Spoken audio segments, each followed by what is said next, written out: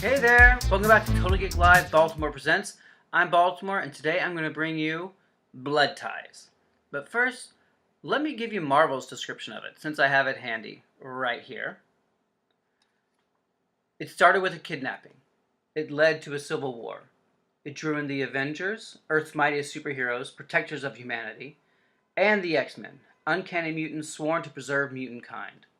The conflict was further inflamed by Exodus, acolyte of Magneto, who sought to purify Magneto's family line by killing his two children, Quicksilver and Scarlet Witch, and Luna, his grandchild. It would lead to the breakup of friendships, the reunion of families, and threaten to ignite the world. It is called Blood Ties, a name you will never forget.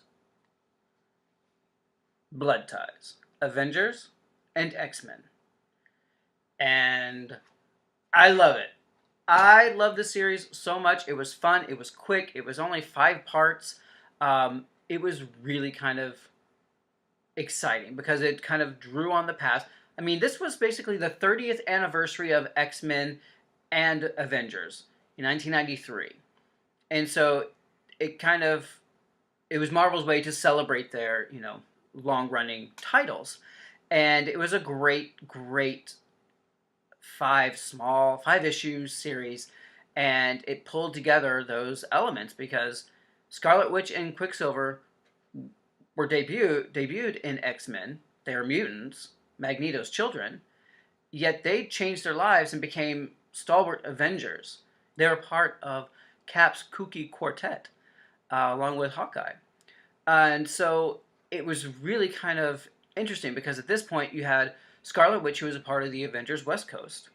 You had Quicksilver, who was part of X-Factor. And then you had Crystal, who is his estranged wife, who was part of the Avengers. So Quicksilver and Crystal had a child, Luna, who was staying with Crystal in the Avengers mansion. And you have the X-Men. And at this point, during a very pitched battle up on Avalon, which was where Magneto and his acolytes were staying, an orbiting asteroid, Xavier had no choice but to mind wipe Magneto and leave him comatose. So basically the acolytes were adrift, and Fabian Cortez, power-hungry mutant that he was, usurped, the power there and kind of took over. And then my favorite villain of all time, Exodus, shows up, and he kind of takes over and forces Fabian to leave and flee. And Fabian decides the only way to kind of get back into favor is take care of Quicksilver and Scarlet Witch, and kidnaps Luna and takes her to Genosha, which is another long storied location in the Marvel Universe. Basically, they were thriving because they were using mutants as slave labor. The X-Men busted that up. There's been lots of problems and fighting and infighting between the humans and the mutants there. And it's a civil war, basically. And Fabian went down there to kind of stoke the flames, as he often does. So it was really kind of fascinating because you have the Avengers, who at this point were operating under a UN mandate. So they could do what the UN told them to do. And of course the UN says, you aren't going into a sovereign land and getting involved in something. So the Avengers were kind of cut off and unable to do it. And the X-Men, who operate a little bit less, officially, were allowed to kind of take things into their own hands. So what ends up happening is Quicksilver goes to the X-Men and says, this is what's happening. I need your help. I need to get my daughter back. And Xavier and Beast and U.S. Agent from the Avengers West Coast team and Henry Gyrick all go to Genosha to try to massage things on the political realm, to try to see if they can get things happening there. The Avengers at this time are kind of broken into 2 parts because part of them wants to go to Genosha, and part of them is like, well, we have to kind of deal with the situation here with the UN and fight with them and figure out what we're going to do with our UN status. And the X-Men were just like, peace out, we're going to Genosha because things need to get done. So Quicksilver goes along with the X-Men.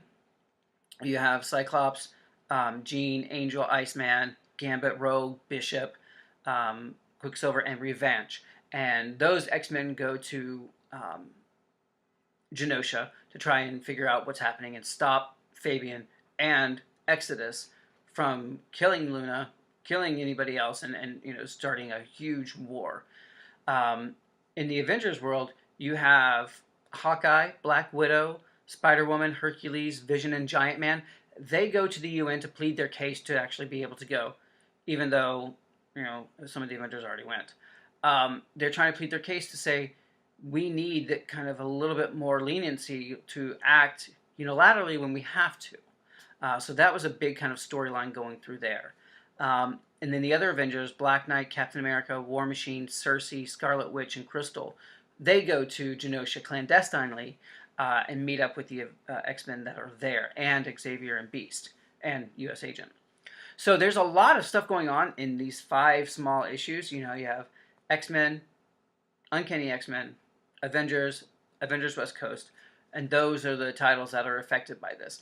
And then you have, for the art, you have Steve Epting, Andy Kubert, John Romita Jr., and Dave Ross, and then you have Scott Lobdell and Fabian Nicieza doing the writing for this.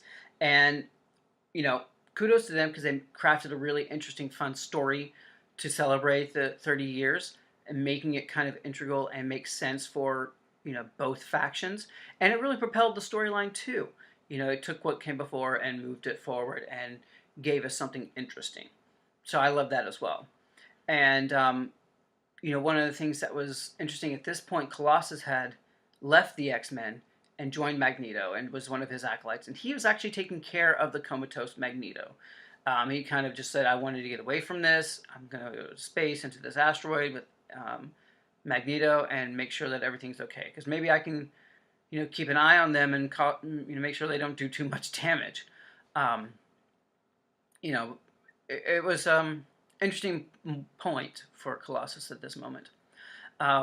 So it was really kind of cool. I loved the art, all of them, even though there were different artists on each title.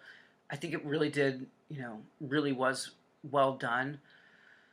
And it had a lot of nostalgia for me too, when I reread it. And so I liked that it dealt with, the familial connections and the way that the X-Men are a family. But you know what? So are the Avengers. They're a family too. And to have them both combine together and join up and work together as opposed to versus was really fun. And there was a lot of things coming out of this. And